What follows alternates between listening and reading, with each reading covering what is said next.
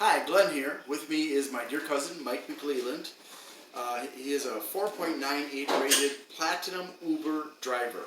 He's been driving full-time for almost 3 years. He's also driven for Lyft.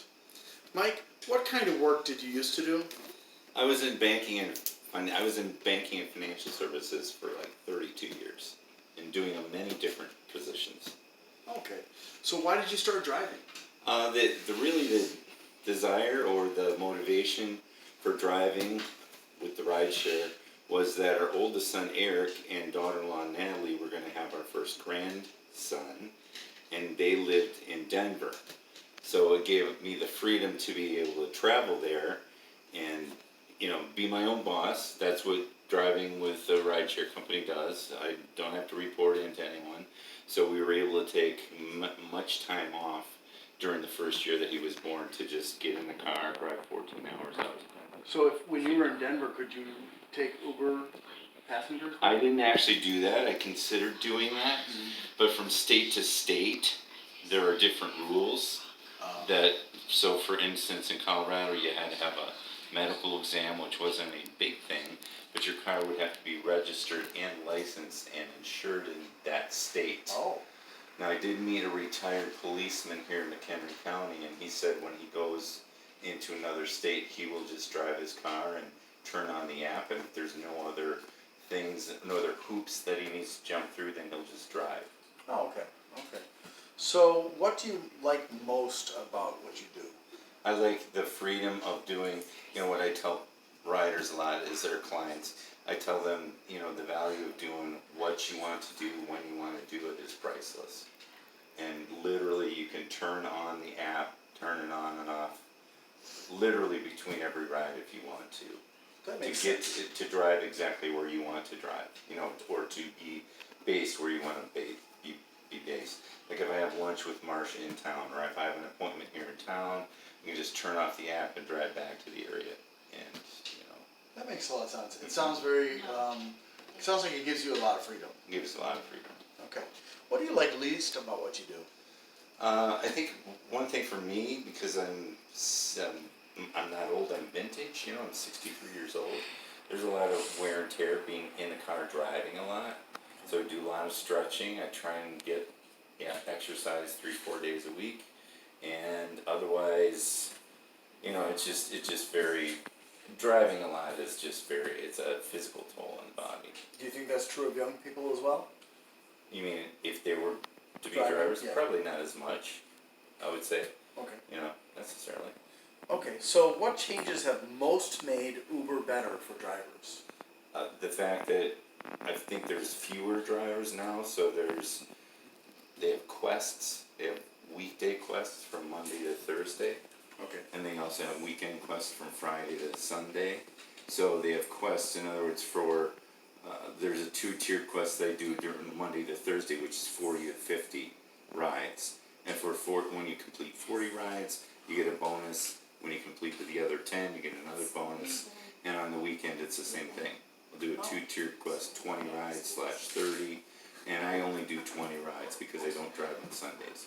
So I'll do 10 rides Friday, 10 rides Saturday. And last week that was $100. And it varies from week to week depending on what the app, what's going on. Okay. Mm-hmm. So what about the customers? What changes have made Uber better? What change in specific has made Uber better for customers? I think it's better than a taxi company or a limousine company because you know a lot more about the driver. You have a whole profile on the driver, like what kind of driver they are, what their rating is, some interesting things about them. So that didn't used to happen? With Uber, that's the way it's been, but in terms of comparing that to like a taxi company or to a limousine company, I think it's just,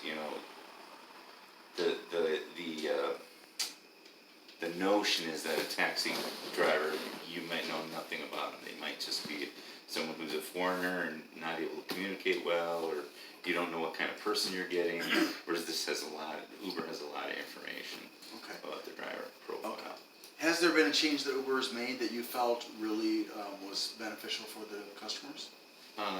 No, Trying I to mean, turn it? I don't know because I'm a driver, so I wouldn't know from the customer side. Oh, I see. But I think they have different incentives too, probably. Okay. You know, like drivers do. Okay. What do you wish they had not changed? I really haven't. I mean, I really haven't seen a lot of changes in Uber, except that they've added quests, they've added bonuses, they've added different opportunities.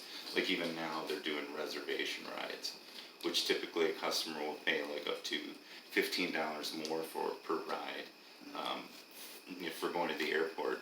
And so I'm the beneficiary of that by selecting those rides and taking those rides. Okay.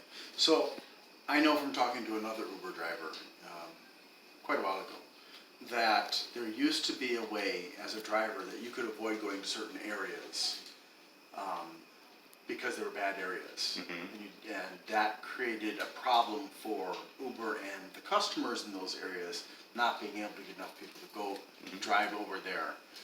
Then they changed the rules so there was no way you could avoid going to an area. Right. Did that happen when you were? I don't remember. I've heard of people having problems like in different, in very challenging areas of Chicago, but I haven't had any personal fears of that. Mm-hmm. And the way it's set up is that when you get information on a ride, if you're a top rated driver like me, you know how far it is to pick up the person, but you never know where you're going to go until they get in the car and you start the ride. I see. So I've had a number of rides that have gone into those areas, but they've all been, when I first started out, in probably the first 13 or 15 months, I would drive through the night probably once a month. And so you're the late night crowd on the weekend, and you might be in some of those type of areas. But as time has developed, I have not really had to drive late at night or on the weekends. So I don't really, if I am down in those same sort of areas, it's usually right in the middle of the day. Okay. And there's never been a problem. Okay, great. That's most fortunate. I'm happy to hear that. What is the most interesting experience you've had as an Uber driver? Yeah, interestingly enough, Walgreens, it comes through on the Uber Eats app, but it's what they call like a shop and pay. So I have an Uber credit card, right? And then I go into Walgreens and I'll get a variety of things. But a couple of weeks ago, I was, got a request to go in there and buy some feminine hygiene products, and I don't know anything about them. So I had to canvass the workers in the store, females, like where were these products at, and they helped me get them. And it wasn't a big deal, but it was just like really interesting. It's like, oh, really? Kind of unusual. Kind of to be asked unusual, to yeah. Pick up female products. Yeah. Yeah. Okay. So, have you had a scary or crazy experience? I had a couple of, again, in these first months that I drove where I was driving late at night and on the weekend, I had a couple of near misses with someone actually getting sick in the car. In my first weekend, actually, I started the weekend before Halloween, and I was downtown Chicago, and I picked up two guys, and the guy sitting right behind me, started like fumbling for the door, and I thought, this guy's gonna be sick. Well, so there was that. There's two people in the back seat combined with my first pool ride. So I'm on the phone trying to get this other person to the car. And so this is right on State Street, and this guy behind me finally got his door open, and he threw up outside the car. And I think he even did it a second time. So he just barely got the bottom of the door. And one of the things they coach you to do when you're preparing to drive is to have, sanitary, wipes, have like Clorox, wipes with you. So I was able to clean that up, no big deal. And by the time I got to their place, the guy over here on this side is the one that ordered it. I actually had this guy had passed out after he got sick. And so the second time was a guy sitting in the passenger side rear. He had the window down almost all the way, and he just, like, almost all the way home, he just put his head out the window and threw up. And from that part back on the car was just full of stuff. And this was on a weekend, late at night. I had a next ride. So I just pulled up under a street light, took a picture, used my wipes that I'd taken, used about $2 worth of wipes, cleaned off the car on the outside. And I took a picture of it and sent it into Uber, and I got $40 for that. Oh, so you can report customer caused And temporary if or they were, permanent damage. if they would have enough of those, or if they would get sick in the car, then they would be banned. I would imagine from the app. Are you Unfortunately, sure about that or not sure? I'm pretty sure that that would be the case because it would be just not. They wouldn't want people like that taking advantage of Uber. Now, I've heard a lot of drivers say that they wouldn't mind that because they could clean up the car for $50 and they would get maybe $200 if someone actually got sick in the car. But to me, you know, at that point, your night is over and you got to take care of it. And if you've got another ride like I had, then that would be a big problem. So Sure. I've fortunately not had to have that. Okay, all right, I understand that. How do you compare Uber and Lyft? I enjoy driving for Uber more because they have the option of food. I had heard along the way that Lyft was looking into that, but you know, Uber Eats and Uber, whether it's a person or a food delivery, it's all in the same app. So in the proximity of where I'm at, I wouldn't get a rider and a food order at the same time, but I can get multiple food orders at once. Oh. So for the, you know, in the same type of time frame, I can get 2 rides done for my quest or whatever, or for my points. How long has Uber had this? The Uber Eats? Yeah. I think they've probably had that going on at least 2 or 3 years, maybe before that. Because I've talked to people along the way that only drove for Uber Eats before. Oh, okay. And I just added it probably March of 2020, just after COVID. Okay. Yeah. Who would be a better fit for Lyft, do you think? I can't really answer that question. I think they're both ride sharing apps. Either one of them you would have to have. I don't think this is necessarily true if you did like Grubhub or Uber Eats, but I think there's probably a higher standard of what your vehicle looks like, you know, because they want the company to be represented well. So I think you have to have a good running vehicle. It's clean. It have to With be Uber, you inspected. Either one of them. Either one of them. You would have to have it inspected every year to make sure it's, you know, running well and it's got 4 doors on it or whatever, you know. So, When do you start each day? I don't have a set time that I start, but I actually enjoy starting early because you're not having to deal with the traffic. And if I do have an airport run, then it'll get me to the airport even before rush hour to the city, so that if I get a ride from the waiting lot downtown, then it'll be before the traffic starts. Oh. So that's a nice. So I prefer driving anywhere between like 4:30 and 6:30. I would say 7 o'clock. I start driving. AM? AM, yeah. Okay. So that's especially nice given this how close you are to Chicago. Yeah, I would say that'd be true. But although there are some days, as busy as it is, that I would never even leave the county because of how busy it is. For instance, today I had 14 rides in about 7 hours, and I really didn't go outside of McHenry County. Okay. And it's a holiday, it's Labor Day, so more of those were probably Uber Eats orders, but it was, you know, 14 in 7 hours. It was just very busy. Okay. And so how many hours typically do you spend on the road? I'm earning the same amount in 30 to 35 hours a week now as I was earning in 40 to 45 hours a week before COVID. In finance or in Uber? In Uber. In Uber. Yeah. So you're earning more now because Right, because of the finance. because of the incentives, the Quest incentives, the surge incentives, you know, Oh, right. with certain times, you know, there'll be a big red target in a certain area. So that means besides the ride itself, you'll get a surge value, which the customer pays for because it's a busy time. Okay. So how do you stay awake on longer days? I actually have essential oil, peppermint oil that I use. I also drink probably like 1 coffee a day. That's probably a safe amount. Yeah. And the I mean, peppermint oil is very safe, right? Yeah, and along the way, I did talk to a lady who had driven for Uber and Lyft for 4 years, and she drank so many Red Bulls and those type of products that her doctor said she ruined her heart because she would actually drive for 12 hours or 10 to 12 hours on one app and then turn on the other app and drive 10 to 12 hours, and she did that for almost 4 years. Yeah, And I she know burned some herself people. out. I know some people who did that. They would drink multiple energy drinks, every day, sometimes combined with those 5-hour Yes. shots, and they actually physically had to stop because it was ruining their hearts. Yes. So yeah, that's definitely a bad idea to do. So what advice would you give to people thinking of joining Uber or Lyft? I would say that if you're thinking of joining Uber or Lyft, you have to have a good car. You have to have a good driving record. You would have to have actually the desire to drive.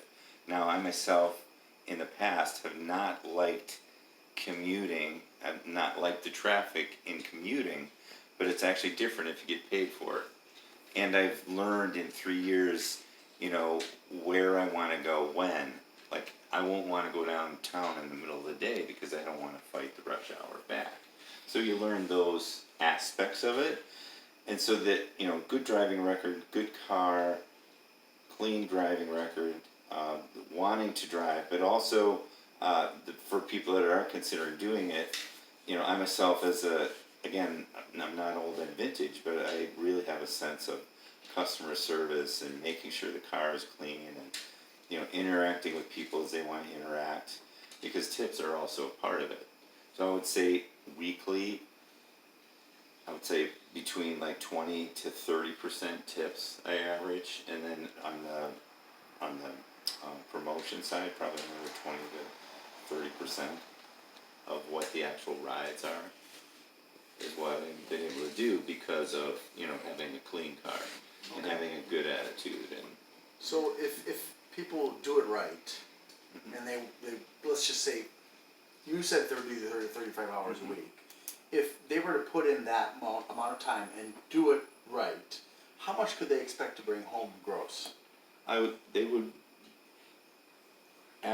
averaging since April, and this includes having time away for at least a week or 2 weeks, including, having a weekend off when I had my 40th anniversary, having a couple of days off here and there.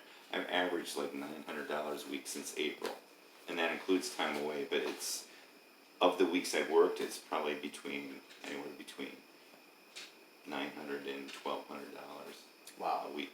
And what percentage do you have to give to the government every quarter? I actually have set up quarterly payments of $500 each. And so, for instance, in 2019, I earned $60,000 driving for Uber and Lyft. 60,000? And I only paid tax on 24 because of the mileage deduction. That comes right off the top. So $36,000 just for the mileage deduction comes right off the top.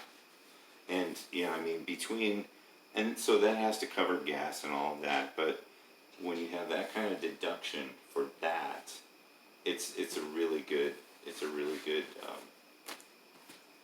So what you're saying then is that 60,000 is reduced by your mileage and certain other expenses. just mileage, yeah, mileage, 58.5 cents a mile times whatever the mileage was, took 36,000 off of that 60, so I only paid tax on 24. And do you have to keep track of the miles, or does Uber tell you? I keep track. They send you something that has it, but I keep track of mine, and I use mine from when I leave the house to when I return to the house, because that's Part of your job. and if anybody who was driving, that's how they would do it, is when they left their house to when they got back. Who does what I do? So they might add only time that I was actually on the app. But if I end up being back down in Chicago and I'm going to turn off the app and come home, I still have to get home. So I'm just using all the mileage, and I do track it. Oh. Probably average anywhere between 1,000 to 1,200, 1,300 miles a week. Wow. I have a 2012 Jetta Knight right now that has almost 307,000 miles on it. Which you take very good And care it's of. running well, yes. And people, I get compliments about it all the time. Okay. Yeah. So that $60,000 that you're talking about, once you remove the tax you have to pay and the expenses for cleaning and repairs and maintenance and other related expenses that you have as a business person, how much are you really bringing home? I can't give you an exact figure on that. Again, Just a ballpark. I would say probably anywhere between 40 and 45, I would think. That's pretty nice for working part-time. Yeah, I mean, and that's, again, 30 to 35 hours a week now. I'm earning the same as I was making in 40 to 45 before. Wow. So if I drove, and that's only, and right now, for me, I do a 50 ride quest Monday to Thursday, and I do a 20 ride quest on the weekend. So that's only in 70 rides. So you're talking 70 rides, like, say $1,000 a week. So how many, to get what you're getting, how many rides would people be looking at per day or per week? So today was probably a little over 6 hours of driving time, 14 rides. I would say it would be, if you look at 70 rides in 6 days, you're looking at 11, 12 rides a day. 12 rides a day. Well, that's doable. Yeah. Unless they send you to an entirely different state on the other side of the country. Right. I actually got pinged for one just the other day when I was going. I think had a certain number goal in mind, or I was going to be back to be with my wife, and it was actually 113 minutes away. So that's almost 2 hours away, and I was in my mind, and I actually clicked on it, but I was at the house and it said, "Oops, something went wrong." So it turned out fine because I got a lot of little small rides, and I got my weekend bonus. I think it was on Saturday, and so wherever that 113 minutes away was, I got to come back from there. So very likely I would have been out of state, if not like way downstate in Illinois. Right. Okay. So I'm sure my questions haven't covered everything. What else would you like to add? I would just say that in the 3 years, I've learned, what are the hours that I want to work, where are the places that I want to go, and I've learned to use the system to my advantage. In June, and from like beginning of June to beginning of July, they had a month-long 170 ride quest, and then for the 170 rides, you could earn. They would guarantee you $2,350. Wow. So is that on top of the weekly bonuses? No, and so in that scenario, in other words, if I earned more than $2,350 for the 170 rides, that's what I would get. But if I earned less than that, they would pay the difference. So in my mind, having driven now 2.5+ years, I'm like, oh, then I'll just do taxi rides, short rides, because I know they're going to pay at least that. So I ended up completing the 170 rides, because I average like 70 a week. I completed the 170 rides in like 2.5 weeks. So I ended it 10 days early, and I got a $751 bonus. Nice. Because it was just the small short rides that I did. Right. So it's like knowing what's in front of you and how to, best use what's the program that's in front of you to your advantage. So there are definite strategies. Yeah, there's definite strategies. What would you say are you've just given us an example of one strategy. Can you give me an example of another strategy that you use to be successful at this? Yeah, you have to be committed. In other words, start the day early and, get in the car every day and commit to it. If you're going to do it full time. There are a lot of people, because of what it is and being able to turn it on and off whenever you want to, there's a lot of people who would do it like after their regular job. But for me, doing it full time, you have to be committed to do it like every day. Okay. If I'm not feeling exactly right or 100%, it's like I'm not going to give up or quit. I'm going to get in the car and I'm going to go. I'm going to do my best. And the Lord has really blessed me in it. It's been a great opportunity for me. Is there anything else you want to share with us? I think that's about it. If there's any other questions, of course, they could ask you. Sure. You've talked. Put it in the comments if you have any questions you'd like me to relay to Mike, and I'll get back to you with the answers as soon as I can. So thank you very much, Mike. I really appreciate it, buddy, and I hope that you have continued success with this and you're blessed a lot. Thank you. Thank you. Thank you very much, everyone, for watching. I hope you have a great day.